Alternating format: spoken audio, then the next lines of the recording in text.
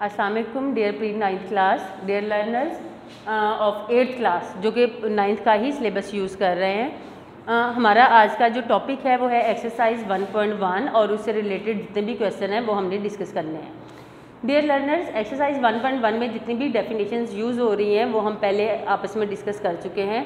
थोड़ा सा मैं रिव्यू दे देती हूँ कि वो कौन कौन सी डेफिनेशन थी जिनको हमने डिस्कस किया था। फर्स्टली हमने मैट्रिक्स को डिस्कस किया था कि मैट्रिक्स क्या होते हैं। उसके बाद हमने रोज और कॉलम्स को डिस्कस किया था कि हॉरिजेंटल जो लाइंस हैं that are called the row और vertical lines are called the column. उसके बाद हमने ऑर्डर ऑफ मैट्रिक्स को डिस्कस किया था, that order of matrix equal to m/n और m/n mean number of rows and n mean number of columns. After that we discussed about the equal matrices और ये जो एक्सरसाइज 1.1 है ये उसी से रिलेट करती है कम्प्लीटली। तो हम क्वेश्चन स्टार्ट करते हैं। Exercise 1.1 and question number 1 is find the order of the following. I have written some parts here और उसने बोला है कि आपने हर पार्ट में ऑर्डर ऑफ मैट्रिक्स जो है वो फाइंड आउट करना है। तो order of matrix find out करने का मैंने आपको प्रोसेस पहले बताया है। You can say it's a formula like order of matrix that is equal to m/n। आपको पता है m जो है कॉल्ड नंबर ऑफ रोज और n जो है वो नंबर ऑफ कॉलम्स को डिनोट करता है। तो हम हर पार्ट में हर मैट्रिक्स में चेक करेंगे how many number of rows and how many number of columns आ गया। m mean number of rows, तो हमारे पास नंबर ऑफ रोज कितनी है, check 1 and 2। here are 2 rows, so I will mention here 2 by n mean number of columns, first column and second column, here are 2 columns. It's mean order of the first matrix is 2 by 2, it's mean 2 rows and 2 columns. Now second matrix B equal to 2 0 3 and 5. Here also we will write like this same as it, order of matrix equal to m/n. Again I am repeating, m shows the number of rows and n mean number of columns, यानी उनकी कितनी तादाद जो आपके matrix के अंदर मौजूद है। First number of rows, first row and second row, it's mean 2 rows. आपने लिखा 2 by n mean number of columns, first column second column. इसका ऑर्डर भी सेम फर्स्ट की तरह है, 2 by 2, 2 rows and 2 column. Now we will discuss the third matrix, order of matrix, यानी इस matrix का जो ऑर्डर है वो क्या है, ऑर्डर की फॉर्म है m/n। m mean number of rose, here just 1 रो, यानी यहाँ पर जो नंबर ऑफ रोज है वो जस्ट 1 ही है, हमने लिखा 1 by. Now we will discuss the number of column. Number of column मैंने बताया था आपको, वर्टिकल लाइंस होती हैं ऊपर से जो नीचे आ रही होती हैं, और यहाँ पर 2 हमारे पास जो है वर्टिकल लाइंस है, इट्स मीन 2 हमारे पास कॉलम है। तो नंबर ऑफ कॉलम की जगह आ गया 2। इसका मतलब इसका ऑर्डर ऑफ मैट्रिक्स क्या है, इसका ऑर्डर ऑफ मैट्रिक्स है 1 by 2, 1 is row and 2 are column. Next also order of matrix m/n। Now we will check here number of rows, first row second and third, 3 rows by n mean number of columns, first column second column, here are number of columns. Same as it ये भी ऐसे ही होगा, order of matrix. यहाँ पे कुछ quantity ज़्यादा है, number of रोज और नंबर ऑफ कॉलम्स की लग रही, m/n। m mean number of rows, first row second and third, it's mean here are 3 rows, I have mentioned here 3 by. What are the number of columns? First column, second column and third column. It's mean number of rows and number of column are same. यानी इस matrix को हम ये भी कह सकते हैं कि ये मैट्रिक्स जो है ये इसमें नंबर ऑफ रोज और नंबर ऑफ कॉलम सेम है, तो ये ऑर्डरिंग इसकी बिल्कुल ठीक है। नेक्स्ट जो है last part, order of matrix, again m/n। Okay जी, check the number of rows, first row and second row, 2 rows by number of columns, first column, second column and third column. So its order of matrix is 2 by 3. Now the turn of question number 2. Question number 2 means which matrices are equal.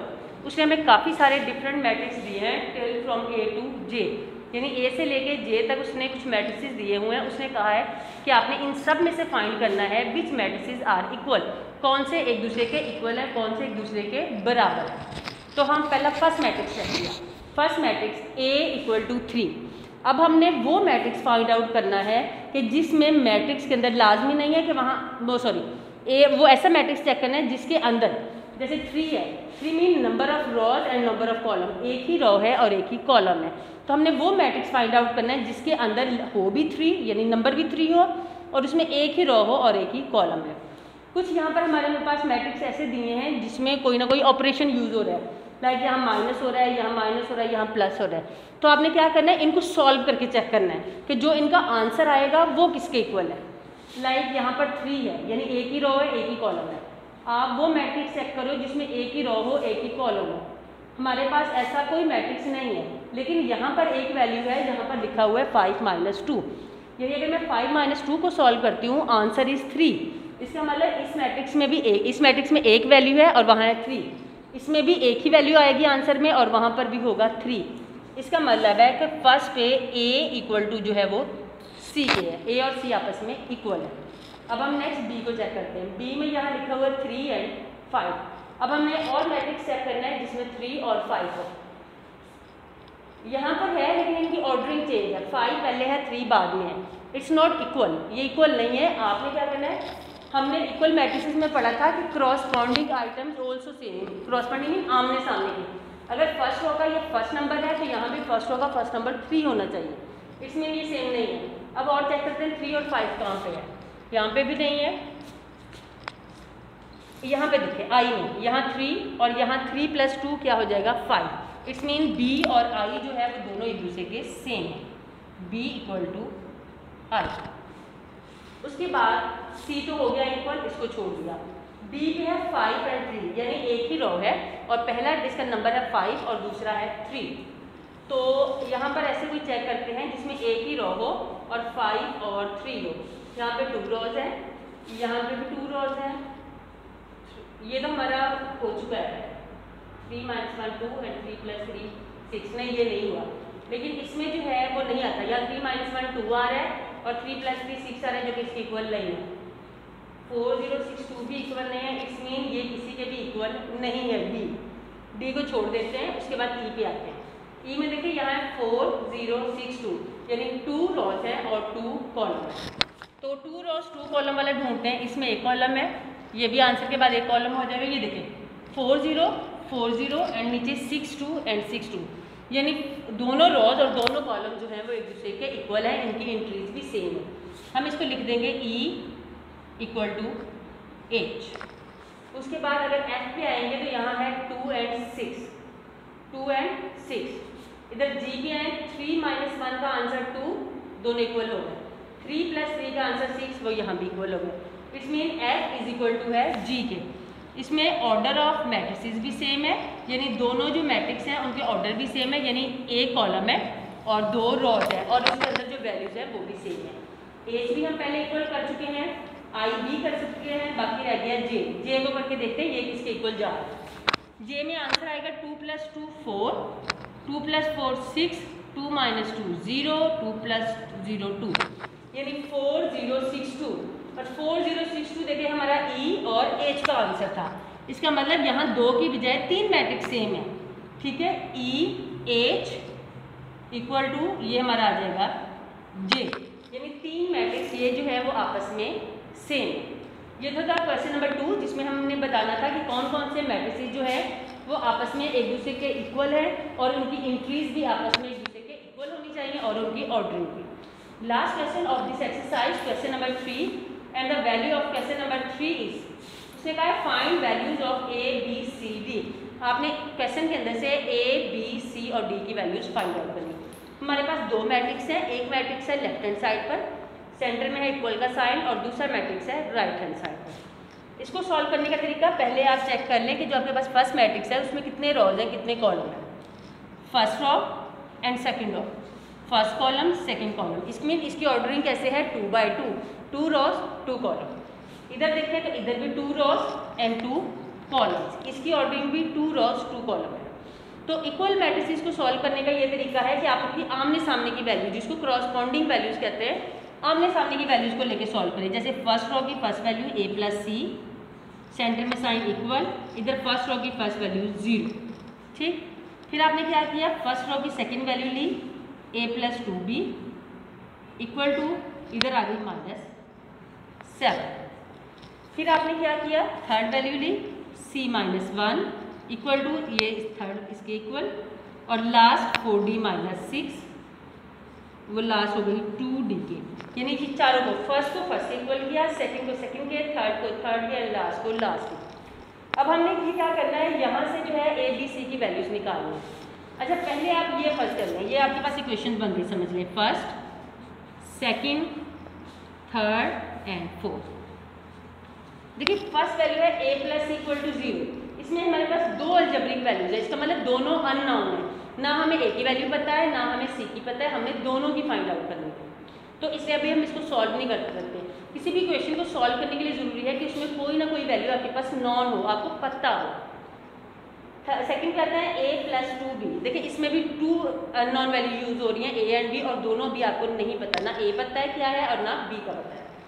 Third value c minus 1 equal to 3, देखिए इस equation में just एक ही unknown variable है जो कि है c, सिर्फ एक ही c दिया है, वैल्यू दी है जो कि है c, बाकी है math, counting math number. It's mean यहाँ से इस इक्वेशन से हम c की वैल्यू इजीली फाइंड आउट कर सकते हैं। लाइक मैंने c की वैल्यू फाइंड आउट करनी है, तो c को आप लेफ्ट हैंड साइड पर रहने दें, इक्वल साइन 3 माइनस 1 हमें लेफ्ट हैंड साइड पर नहीं चाहिए, क्योंकि जिस चीज़ की वैल्यू फाइंड आउट करनी होती है जस्ट उसको ही एक साइड पर रखते हैं। -1 को उठा के दूसरी साइड पे ले गए, इसका साइन चेंज हो गया +1, तो आपके पास आंसर c का क्या आ गया 4, आपके पास वैल्यू c की क्या आ गई 4। अब आप दोबारा आए क्वेश्चन नंबर 1 पे, ये देखिए ये है a plus C equal to 0, मैंने कहा था हमारे पास दोनों वैल्यू अननोन है। अब दोनों वैल्यू अननोन नहीं है, रीज़न क्या है कि मुझे c की वैल्यू मिल गई है जो कि है 4, मैं इस क्वेश्चन में c की जगह पे 4 पुट करूँगी तो मुझे a का आंसर पता लग जाएगा। लाइक a की जगह a प्लस c की वैल्यू मुझे पता लगी 4 हो, मैंने लिख दी इक्वल टू 0, a प्लस का 4 जो है वो हो गया -4।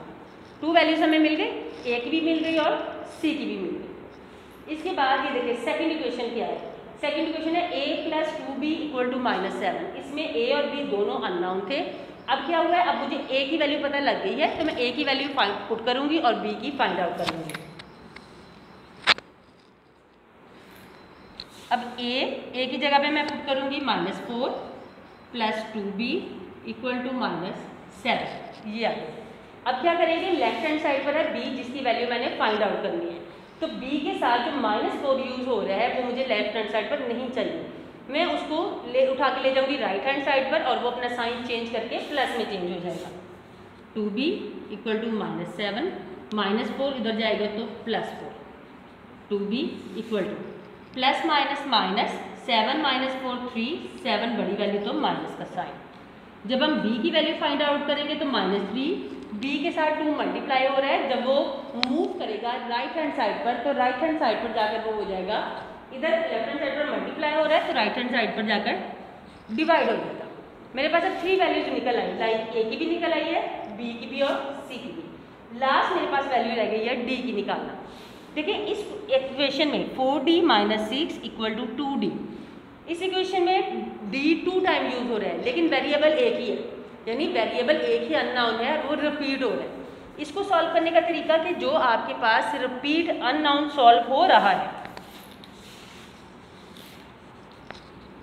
Like 4d - 6 equal to 2d, हम क्या करेंगे कि जो हमारे पास वेरिएबल d है उसकी दोनों वैल्यू, एक तो पहले हमारे पास लेफ्ट हैंड साइड में है, जो दूसरी आपके पास राइट हैंड साइड पे है आप उसको भी उठा के लेफ्ट हैंड साइड पे ले आए, क्योंकि वेरिएबल जितनी वैल्यूज होती हैं वो आप लेफ्ट हैंड साइड यानी एक ही साइड पे रखते हैं। 4d ये राइट हैंड साइड पे है प्लस का 2d, इसको इधर लेके आए तो माइनस हो गया, और ये कांस्टेंट वैल्यू है -6, इसको उठा के ले आए राइट हैंड साइड पे तो ये होगी +6। अब 4d में से 2d माइनस किया तो 2d equal to 6, when we will take the value of d 6, 2 here is multiplying and when it will transfer here it will divide, divisible करके लिख दूँ, 6 divided by 2 is equal to 3, it's mean मेरे पास ए B सी तीनों की values निकल आई। तो यहाँ पे मैं सेपरेट करके लिख देती हूँ, a is equal to -4, b is equal to -3/2, c value is 4 and d value is 3। ये तो थी a b c की वैल्यूज। उसने कहा find the values of a b c d, वो हमने निकाली। उसने कहा which satisfy the matrix equation, जो इस मैट्रिक्स को हमें सेटिस्फाई कर सके। सेटिस्फाई का मतलब ये कि जितनी भी अलजेब्रिक वैल्यूज हमारी लेफ्ट हैंड साइड पर यूज हो रही हैं, अगर वहाँ पर हम a b c d की वैल्यूज पुट करें तो उसका आंसर जो है वो राइट हैंड साइड पे इक्वल है। लाइक यहाँ पर है a + c, a की वैल्यू हमारे पास देखिए है -4, ठीक है, और उसके बाद है c की वैल्यू भी हमारे पास है 4, -4 + 4 दोनों आपस में कट जाएंगे, हमारे पास आंसर बचेगा 0। यहाँ पे 0 जो कि 0 के इक्वल है। बाकी भी आप तीनों जो है वो इसी तरीके से इनको आपस में एक दूसरे को क्रॉसकॉर्डिनेट करके इनकी वैल्यू जो है वो सेम लेके आएंगे और चारों की चारों जो वैल्यूज है वो आपस में सेम ही निकलेंगी। तो ये तो था हमारा आज का लेक्चर, एक्सरसाइज जो है वो यहाँ पे डिस्कस की है। और फर्दर हम अपने नेक्स्ट लेक्चर में एक्सरसाइज पहले 1.2 की जितने भी इसमें टॉपिक्स या डेफिनेशन इन्वॉल्व होंगी उनको डिस्कस करेंगे, और उनको डिस्कस करने के बाद उससे नेक्स्ट लेक्चर में 1.2 जो है वो हम उसको सॉल्व करेंगे। ओके जी स्टूडेंट्स, आज के लिए लेक्चर इतना ही था। अपना ख्याल रखिएगा। खुदा हाफिज़।